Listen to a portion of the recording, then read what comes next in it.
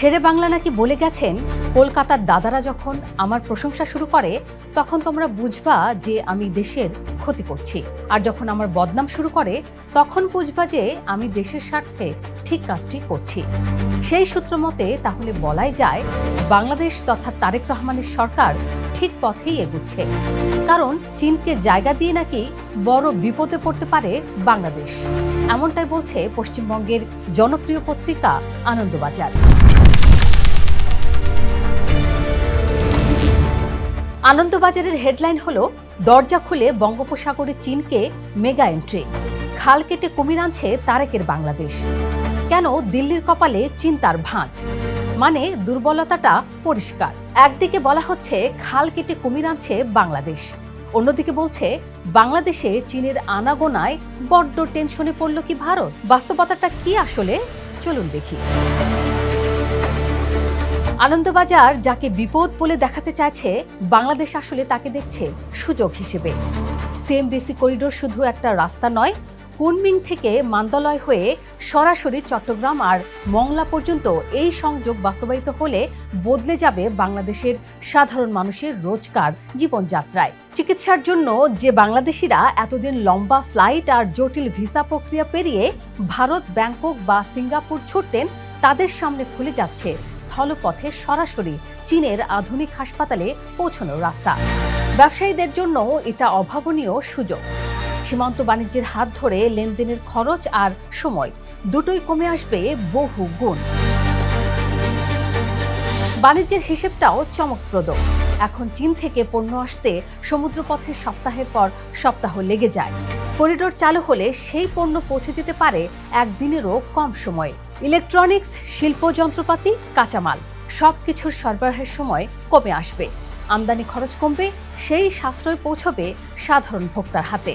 উল্টোদিকে বাংলাদেশের পোশাক, চামড়া, কৃষিপণ্য আর ওষুধ শিল্পের সামনে খুলে যাবে ইউনান প্রদেশ হয়ে গোটা দক্ষিণ পশ্চিম চীনের বিশাল বাজার। চট্টগ্রাম আর মংলা ঘিরে চীনের গড়ে তোলা দুটি অর্থনৈতিক অঞ্চলে কর্মসংস্থান তৈরি হবে হাজারে হাজারে। এই অগ্রগতির পেছনে বাংলাদেশের কূটনৈতিক রূপান্তরটাও চোখ এড়ানোর নয়। এতদিন বাংলাদেশের রাজনীতি, এমনকি অভ্যন্তরীণ সিদ্ধান্তেও দিল্লির প্রভাব বিস্তারের চেষ্টা ছিল ওপেন সিক্রেট। শেখ হাসিনার আমলে সেই ঘনিষ্ঠতা এমন পর্যায়ে পৌঁছেছিল যে পররাষ্ট্রনীতি অনেকটাই দিল্লি নির্ভর হয়ে পড়েছিল। 2024-এর পট পরিবর্তনের পর সেই সমীকরণ ভেঙেছে, আর তারেক রহমান সরকার শুরু থেকেই স্পষ্ট করেছে এটা বাংলাদেশ ফার্স্ট নীতি, কারো তল্পিবাহক হয়ে চলার নীতি নয়। সেই স্বাধীন সিদ্ধান্তরই সবচেয়ে বড় প্রমাণ তিস্তা প্রকল্প। বহু বছর ধরে ভারতের সঙ্গে ঝুলে থাকা আলোচনা কোনো ফল দেয়নি। শেষে বাংলাদেশ সরাসরি চীনকে যুক্ত করেছে তিস্তা নদীর সমন্বিত ব্যবস্থাপনা প্রকল্পে। তুলনাটা আরও স্পষ্ট হয় মায়ানমার প্রসঙ্গ এলে। ভারতের নিজের Kaladan multi model transit transport project শুরু হয়েছিল 2008 সালে, রাখাইনের সিটওয়ে বন্দর পর্যন্ত সংযোগের লক্ষ্যে। প্রায় 2 দশক পার হয়ে গেলেও সেটা আজও পুরোপুরি চালু হয়নি।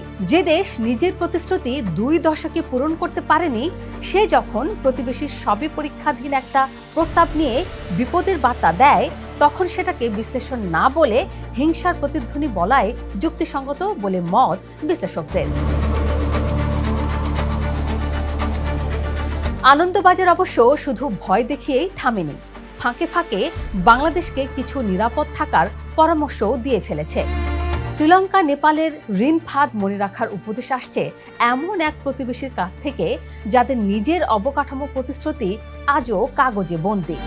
যুক্তরাষ্ট্রকে না চটানোর পরামর্শ আসছে এমন এক দেশ থেকে যারা নিজেই ওয়াশিংটনের সঙ্গে শুল্ক সংঘাতে জর্জরিত। রাখাইনে শান্তি ফেরার আগে না এগুনের কথা বলা হচ্ছে, অথচ বিদেশমন্ত্রী খলিলুর রহমান আগেই সেটা নিজের ভাষায় জানিয়ে রেখেছেন। রোহিঙ্গা প্রত্যাবাসনের শর্তের কথা মনে করিয়ে দেওয়া হচ্ছে, অথচ 8 বছর ধরে 12 লাখ রোহিঙ্গার বোঝা একা বাংলাদেশ বইছে। দিল্লির বাস্তব অবদান কোথায়, সেই হিসেব আনন্দবাজার নিজেই এড়িয়ে গেছে। প্রতিটা পরামর্শের প্যাটার্ন একই, বাংলাদেশ যাতে দুবার ভাবে, দেরি করে, আর সেই দেরির ফাঁকে সুযোগটা হাতছাড়া হয়ে যায়। কিন্তু ঢাকা এই ফাঁদ চিনেছে বহু আগেই। প্রস্তাব পরীক্ষা করা হচ্ছে, শর্ত রাখা হচ্ছে, তাড়াহুড়ো নেই, অথচ পিছু হচ্ছে না। বেইজিং সফরে 17টি সমঝোতা স্মারক, সম্পর্কের নতুন উচ্চতায় ওঠা, তিস্তায় অগ্রগতি, সবকিছু মিলিয়ে ঢাকা বেইজিং সম্পর্ক এগুচ্ছে দ্রুত গতিতে, বাস্তবসম্মত পরিকল্পনা নিয়ে। ঝুঁকি যে নেই তা নয়, রাখাইনের অস্থিরতা, যুক্তরাষ্ট্রের দৃষ্টি, IMF ঋণের হিসেব সবকিছু মাথায় রেখেই এগোতে হবে। কিন্তু ঝুঁকি থাকা মানেই সুযোগ হাতছাড়া করা নয়, আর সেই সুযোগ বাস্তবায়িত হলে লাভবান হবে কোটি কোটি সাধারণ মানুষ, যাদের চিকিৎসা সহজ হবে, ব্যবসা বাড়বে, বাজারে পণ্যের দাম কমবে। আর দিল্লি, তারা হারছে না, শুধু পাশে বসে হিসেব করছে কিভাবে এই অগ্রযাত্রা থামানো যায়। অথচ থামানোর মতো কোনো বিকল্প প্রস্তাব তাদের হাতে নেই। শুধু আনন্দবাজারের পাতায় খাল কুমিরের গল্প আর সৌজন্যের মোড়কে গায়ে পড়া উপদেশ। শেরেবাংলার সেই পুরনো কথাটাই যেন নতুন করে সত্যি হচ্ছে। অর্থাৎ কলকাতার দাদারা যখন আমার বদনাম শুরু করে, তখন বুঝবা যে আমি দেশের স্বার্থে ঠিক কাজটি করছি।